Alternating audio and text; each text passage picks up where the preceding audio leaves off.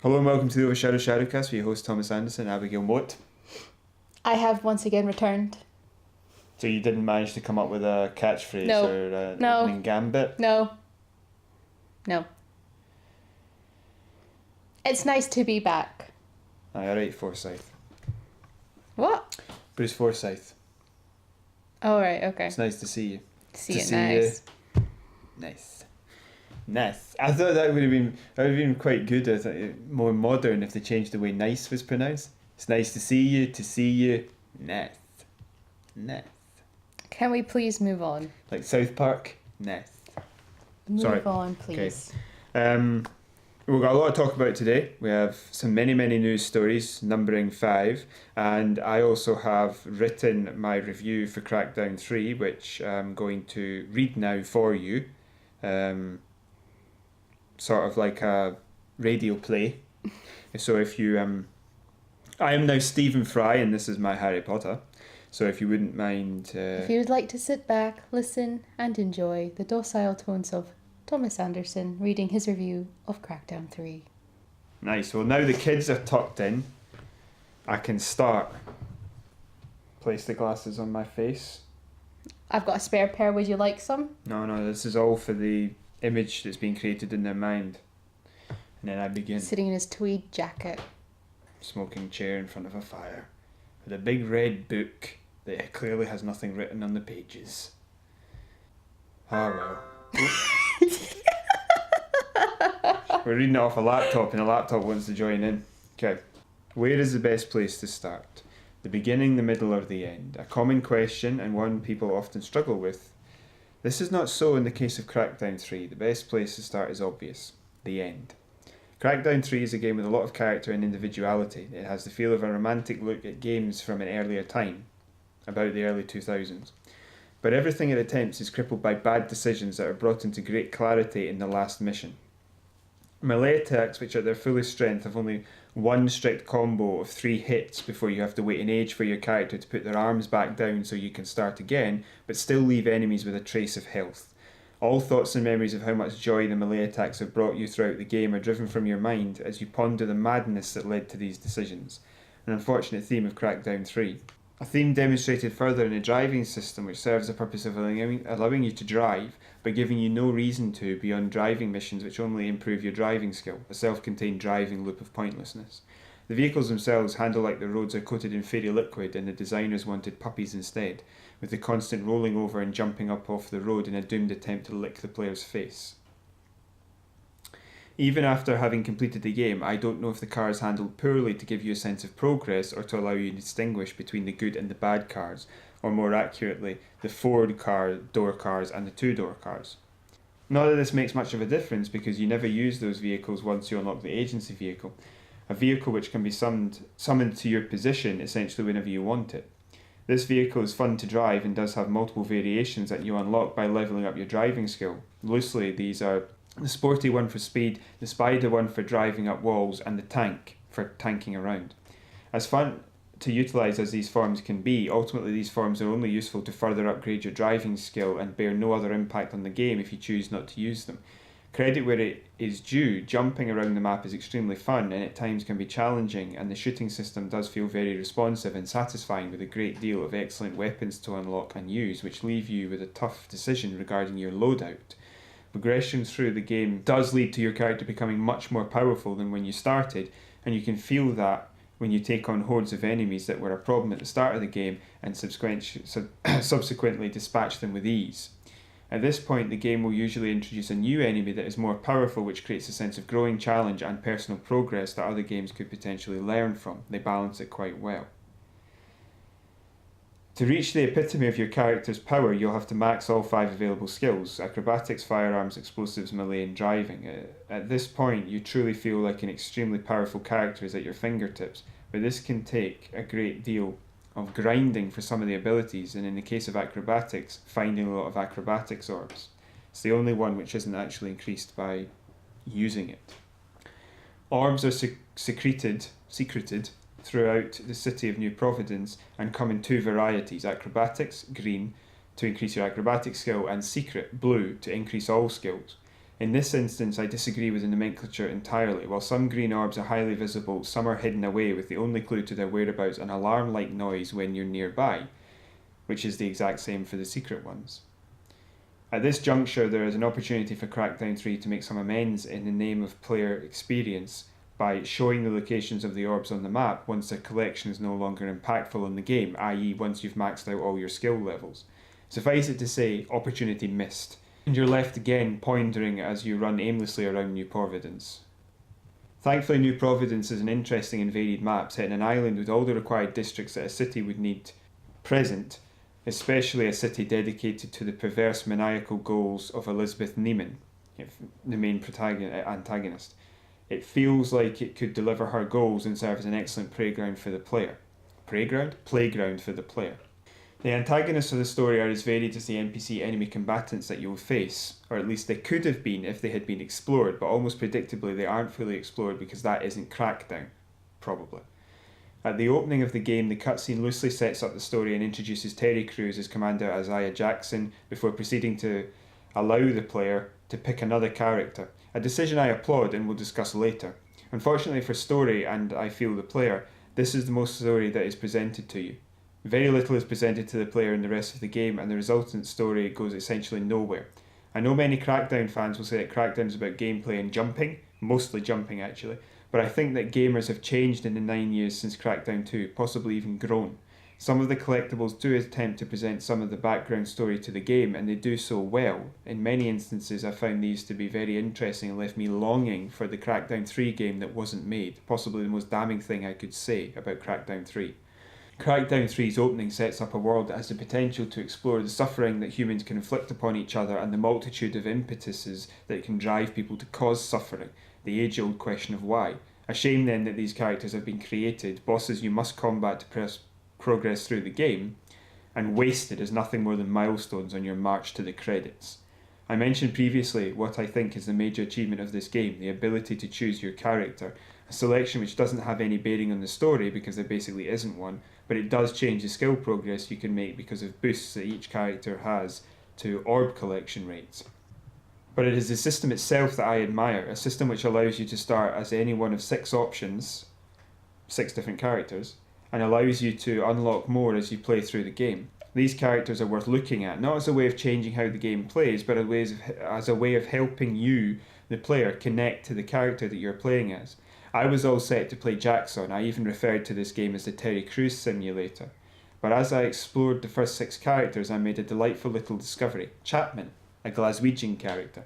All of the potential characters called agents in the game are a range of different genders, nationalities and backgrounds, but at some point decided to become involved with law enforcement.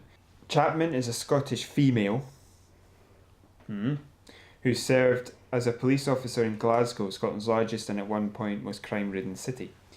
That's actually true, by the way, just to cut away from my readings. No, I know it's true. Is it not still true? It's not still one of the most dangerous cities in the world. It was the most dangerous city in Europe, and I'm pretty certain it isn't anymore. No, but it's still like it's still on like top 10 or something like that. Do you know what? Let's not insult the people of Glaswegia until I can look that up. No, I just thought that was true. My apologies if it's not. To see a Scottish character included in the options in an accurate context left me feeling recognised in a way that I didn't realise I needed, and left me with an extremely large smile on my face and a reason to keep coming back to the game. As we stated at the outset of OverShadow, we do this because we feel we aren't recognised in the field of gaming. It was nice to see that change, if only for a moment. Possibly the greatest compliment I can give to this game is its varying character agent list can leave many players feeling included and recognised that otherwise would feel overlooked and unappreciated. On the theme of inclusion, Crackdown 3 boasts a cooperative mode for the main story and PvP multiplayer called Wrecking Zone. Cooperative mode in a game like Crackdown 3 is an excellent addition. The idea of mindlessly messing around with a friend for a laugh meshes perfectly with the world and gameplay mechanics that they've created. Inevitably, though, it does lead you further down the rabbit hole of wondering why this good decision was made but so many others were overlooked. On the other hand, Wrecking Zone perfectly sums up why Crackdown 3 is a sandbox single-player or co-op based game. Gameplay mechanics which function admirably in single-player in turn lend themselves poorly to a competitive multiplayer form, which feels shoehorned in at the behest of clueless producers and besooted boardroom busybodies. In the end, Wrecking Zone, which functions as a separate executable, feels like it should have been separated from Crackdown 3 farther, and then chucked in the bin. Crackdown 3 at its core is a game that brought me a lot of fun for a time and is well worth playing, especially if it is on sale or you already have the Xbox Game Pass, as I did. Tragically though, after a 9-year wait with several delays, Crackdown 3 left me with one existential question. What madness, what folly created this? I say tragic because a couple of more months of development with a captain at the helm wondering what it might be like to try to actually complete this game might have resulted in something wonderful. Crackdown 3 is a wonderfully fun missed opportunity. Okay, so Just, I was reading that off of a laptop. if you hear like noise and stuff like that, that is the laptop making that noise. We can't control that, unfortunately. Yeah, but we're just about to get rid of the laptop and hopefully that'll go away. So your thoughts on my dramatic reading? Well, am I reviewing the review or am I reading the review as somebody who wants to play the game? Reading the review, not reviewing it. Well, you can give me your opinion on the review. I'll do that afterwards, off mic. Yeah, but what I meant, you can give me what did you learn from the game, about the game? I learned that, from what I remember you saying, it sounded like the driving aspect of the game was kind of pointless because that was kind of like in a loop, a driving loop, like there's no point in it. But is it marketed as a no, as a driving game? No, of course not. No. Okay. It's just the point is that they've included it, I think, in every Crackdown game because it's all about do what you want to get around. And I admire them for that. But nobody's going to actually get in the car. They're going to jump around because it's much more fun. But this is where I lose my temper. They know that and so haven't put any effort in. Okay. Like, it's just a silly decision. Why have all those other cars if you're going to give me a car I can magically summon anywhere in the map at any time and just jump into, which is way better than all the others? Yeah. It sounds like it'd be a fun game if you're not wanting something too serious. It's fun, but I found my fun to be truncated by the fact that they'd made such really stupid decisions that were affecting the gameplay as well. I like you can play as a Glaswegian. Oh yeah. So I remember when you like messaged me and you were like, "Oh my god, you can play as a Glaswegian, yay!" And I was like, "Okay, cool." And just for the ladies out there, for the feminists and all the rest of it, I wasn't bothered at all about the fact the only Scottish character was a woman. I think there might have been 2 English characters, 1 man, 1 woman, but I don't want to be English, so I went with being Scottish.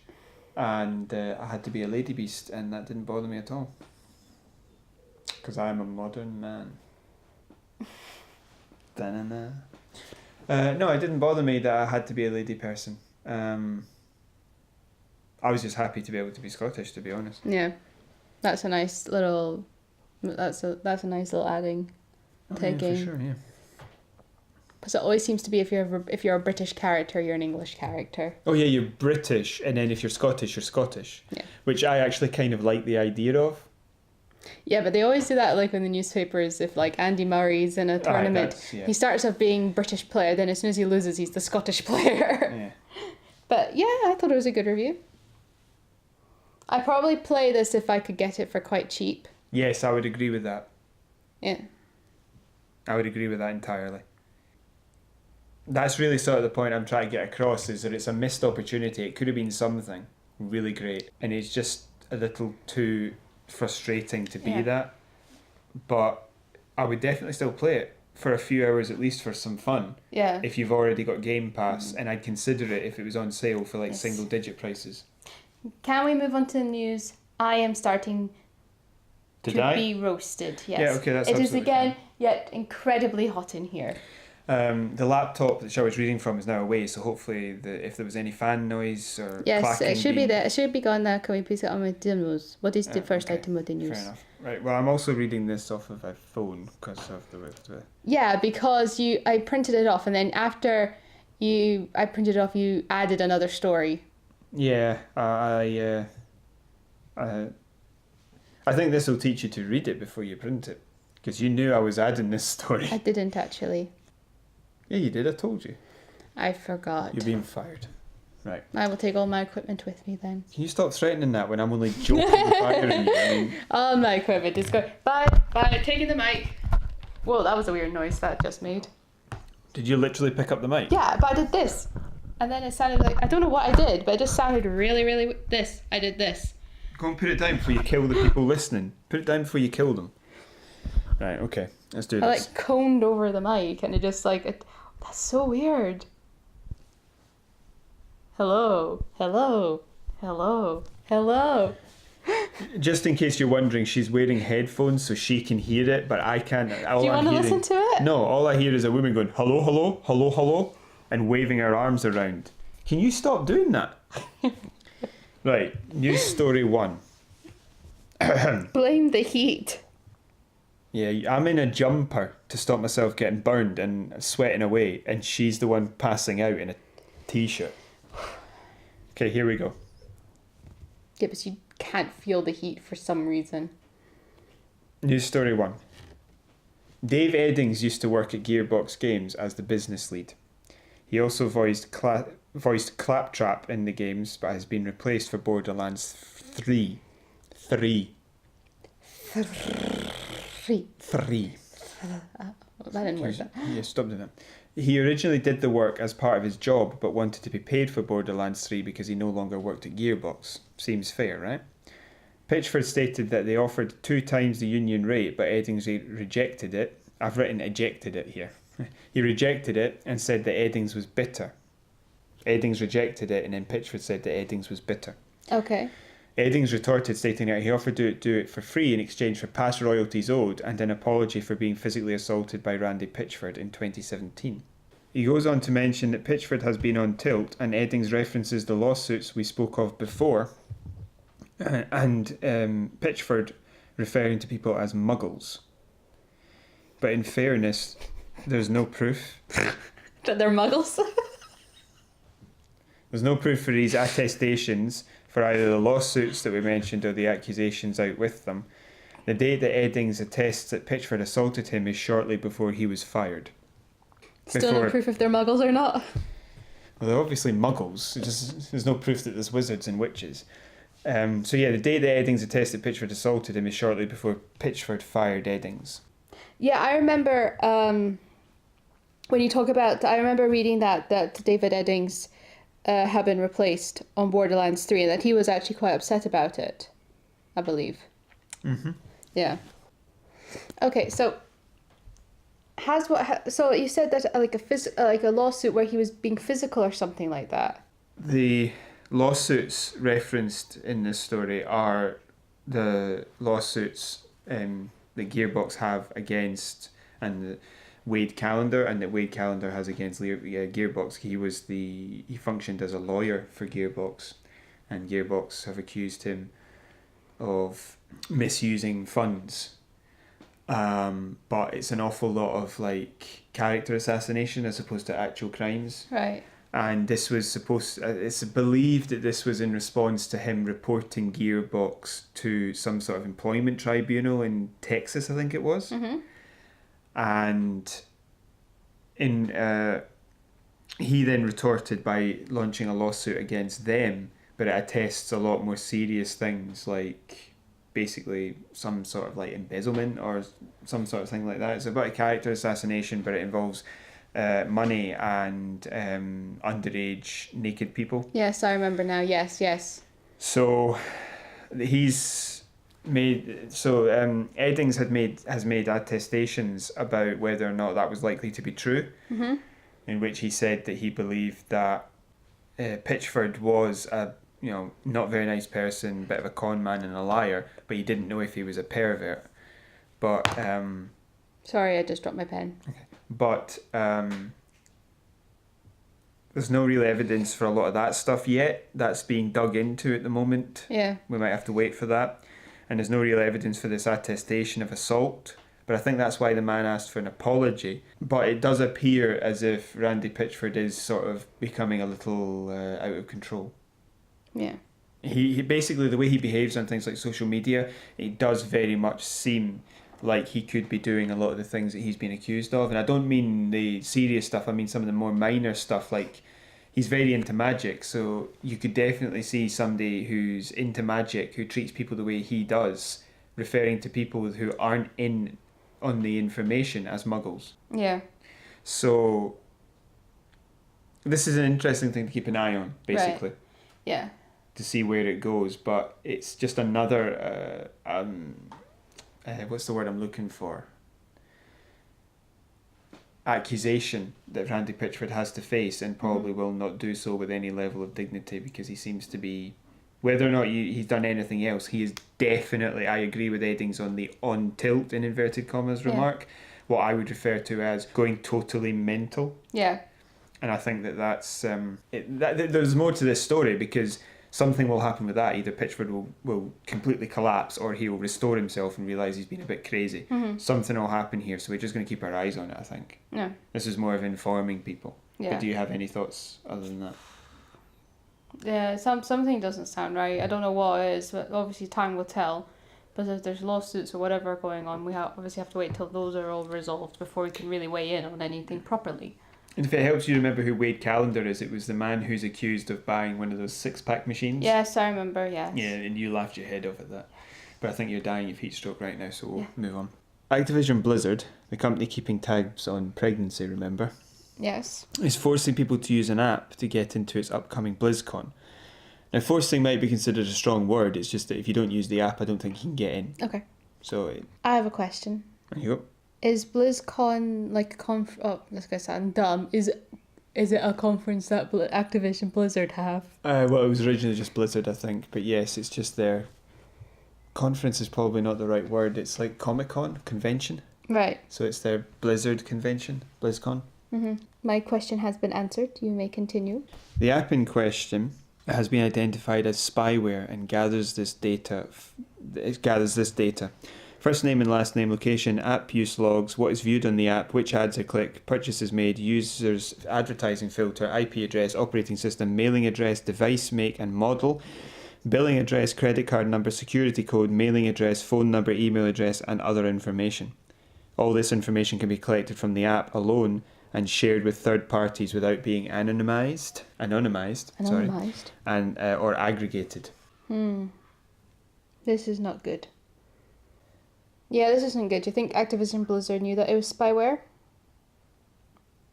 For sure. This is Activision's way of getting as much data as it can, so it can squeeze as much money out of its people as it can. Yeah. It sounds horrible. Yeah. That's all I have to say on it. Yeah. Next story. Before I melt. That's Activision Blizzard have a habit of using apps to be like I can't sort of imagine the guy in charge of Activision as being like the guy in charge of the Running Man game show from Running Man. Yeah. Good, make some money. I think that's what he's like. Next story, you said? Yes, please, but I'm melting. Right. Loot boxes. Belgium and Netherlands have banned loot boxes. This we already know. Yes. Now, a US Senator, Josh Hawley, is a Republican. I think he's from... He is, yep. MO, is that... Would you have to say... Montana? Missouri? I don't think that's Missouri. I'm not entirely sure. MMI. Normally if it's like Florida's... Sorry. So if it's like Florida's FL, I think. Aye. I'm trying to think of like the... So I think it'll probably be Montana. Let me look this up. You've now got me a question. My phone is roasting hot. MO State. Missouri. You were right. Thank you. Well, this senator has introduced a bill to ban loot boxes and pay-to-win microtransactions. The Protecting Children from Abusive Games Act targets games which are played by children. It will be interesting to see how this affects games for adults, considering that gambling in some US states is 21, and we know many adult games, Call of Duty for example, are played by kids. Yeah. There will be Senate hearings and all that jazz, so it will be interesting to watch. Also interesting that it seems to be a bipartisan movement. The only potential downside that I can see here is the possibility of people that don't understand microtransactions confusing hardcore DLC with loot boxes and pay-to-win microtransactions. Things like the DLC for the original Dragon Age or for The Witcher 3 or something like that. It's not the same as a loot box or a pay-to-win mechanic. Yeah. Because they're like, here's some story, here's some extra characters. Sometimes they're not great value for money, but they are not the same as predatory microtransactions. Mm-hmm. Yeah, I know, because this guy is basically, how do you pronounce his name again, sorry? Josh Hawley. Hawley, right. Because he said that this is preying on user addiction. Yes, so he seems to actually understand, and there's a recent bill going through the Hawaii Senate. Yeah, well, because he singled out Candy Crush, which is a free-to-install app. You can play it for free. However, it does allow users to buy a bundle for £114, which includes 1,000 units of in-game currency. Yes. Now, gambling laws in America are quite tricky because certain states have certain laws, but the two states which have outlawed gambling completely is Hawaii and Utah. Yes. Yeah. So, if people do see this as gambling, does that mean that they're going to have to monitor what states are downloading what apps can be downloaded in what states and things like that? Logically, yes. Yeah. There'd have to be some sort of filter to prevent, or maybe they couldn't block it, but maybe if they found it on your phone, it would be like if they found a joint in your pocket, they can take you in and then start searching everything. Yeah. I like how the look on your face was like, what the heck is she talking about? No, I was actually just thinking that I would like to see gambling of that nature banned in Scotland. You could argue betting would be different, but I would like to see gambling done away with. Because it's completely predatory. I don't know anyone, apart from my family, that gamble and do so responsibly. I really don't. We put £1 on one horse at the Grand National for a laugh, because a family member was once in it. Did you win? Yeah, it was the Anthem Arthur thing. It was like 50 quid each, but that's all that we did. We never. I think Brian occasionally goes in and puts £1 on a team to win the league at the beginning of the year. That's it. It's just like a bit of a laugh. Yeah, I know that if I ever go to, this is going to sound really, really dumb. If I go to like a fair or like any ground where there's like, you put 2 pence in and it's like not tipping point but something like tipping point, like I can just stand there for like 15 minutes trying to get more money out. So I have to be very careful about how much I spend and just know when to walk away. I don't. And also tombolas and raffles are my weak spot. I don't. I've won those things, but we only do those for charity. So I'll take a leaf of tickets and that's it. Bye, go away. Oh, I won. All right, fine, great, brilliant. We don't. Then there's a bingo night I need to tell you about then. No. But to get back to this, you're right. It's definitely predatory, and therefore it should be banned for children to be involved. And as the Americans infantilize their youth, they. Because we've all heard stories about people that kids that end up spending like $2,000 on their parents' credit cards on these games. Aye. But here's the thing: is that if the game is, how do you specifically? You'll have to. This will suddenly see a massive interest in parental controls for video games, but also if it's just applied to all games that could theoretically be played by a child, this will eventually start hitting lots of different. Yeah. I just want them gone, if I'm being honest. This is just another good step in the right direction. But just to finish off there, I'm a wee bit worried that they might use it as an excuse to not do any more. Yeah. Because I'll remember, like, if we talk about kids and money and things like that, not reading the small print, I know that when I was quite young, like probably about 12 or 13, I had a mobile, and I did that, you could download music off the television and things like that, but it would cost you something like £2 every time you used that song. And I didn't know that. And so I was wondering why my credit kept eating up. Luckily, I was getting a new phone like right away, so that phone kind of just like disappeared. Okay, that's good. Yeah. Yeah, I always was very worried about those sorts of things because my parents are overly worried about them. So when I was growing up, I was always on the lookout for that sort of stuff. But I mean, there's one or two possible downsides to this, but I'm grateful to see that they're doing something because a lot of the money comes from America. So if they banned them, that would be really one thing that they probably might end up doing is like all the states overhaul all their gambling laws. That'd be a good idea if they just all got together and did that. But yeah, but that's the problem in America, is because, especially when it comes to the Republicans, is that the idea of the states working together as a nation is only acceptable if you're bombing someone. Yeah. So, but yes, this for sure. I mean, this is the argument I was just thinking about there in my head was, you can ban heroin, which functions as an addictive drug. This functions as an addiction, but they're not able to ban it yet. I mean, yeah. This is something where the right and left wing in America should logically completely align. I think sometimes it's going to sound incredibly hard. If there's not a death toll, they don't care. I think you're confused there. I think even if there is, they don't care. Okay. Next story. Bethesda Bethesda. have been caught plagiarising when they created their Elder Scrolls Online themed tabletop RPG. Bethesda. It is essentially, but not exactly, a word-for-word copy of D&D The Black Road. Yeah. I might try and get some pictures here for the video to demonstrate that. Mm-hmm. Yeah, so if this part of me speaking is still in, I got some pictures, so have a look at the screen now. Even character names have sometimes been taken, just to finish off that sentence. So they've exact word for word copy, not exactly, but a lot of sections are, and they've even forgotten to cut and paste out some of the character names, which is just silly. I think Bethesda might be in trouble. They'll be in trouble here, but I think that the writer is in trouble because it was written by one man who's clearly just nicked it from somebody else potentially, and then he's done such a poor job of it that they've been able to see. And Bethesda are going to fire him, and I don't think he's going to be easily getting another job if he was last fired for plagiarism as a writer. Yeah, because this is was it Elsewhere? That's what it's called. Is that what the game is called? The themed. I believe so. Right.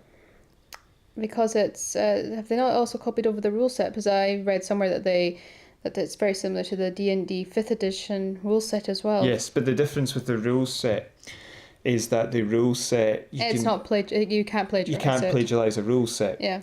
However, what you can do otherwise, when let's say for example when KOTOR put in Pazak, which is a game where you draw cards until you're aiming to try and get 20 without going over, that's blackjack, that's 21, it's pontoon. Yeah. But they then got sued. That's further evidence, but the lawsuit is pertaining to the use of the story and character names because that is protected. Mm-hmm. Now, because like with the Elsewhere, I'm not entirely sure if that is the expansion pack for Elder Scrolls Online, and then the tabletop game came from that. Because I kind of got a lot of like conflicting information regarding that bit of the story. My understanding, although I obviously could be wrong, is that Elsewhere is the expansion for the Elder Scrolls Online, and based on that expansion is the tabletop. Okay. Well, yeah, I mean, D&D are doing the right thing if they're going to look into this. Yeah, they need to protect their property. I'm not entirely 100% if it is D&D that's doing it or if it's the writers of the original story. Well, they obviously have some sort of claim to the property as well. So yes, I agree with what they did, and also I think just to interject there, sorry, my apologies. I don't know if they're actually lawsuiting them. What I do know is they've been contacted by the people. Okay. So Bethesda would be well suited here to just basically cop a plea before it even gets to court and just accept what they did, take the game down, get rid of it, and pay some sort of apology money to the people involved.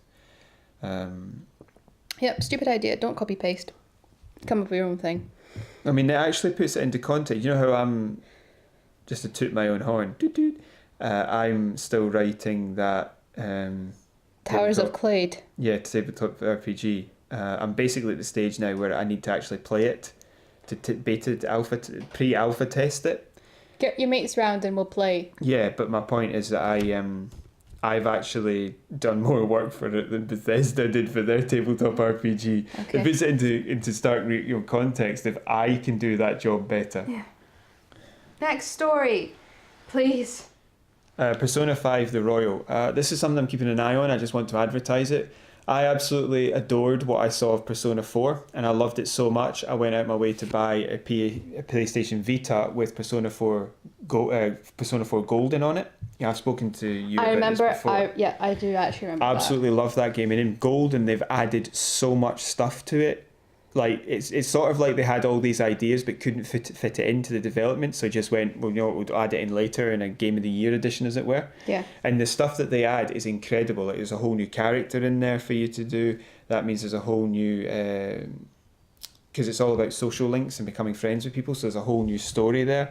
There's a whole new area of the world to go to. There's the battling system and the main story are the same, which is great because they were perfect.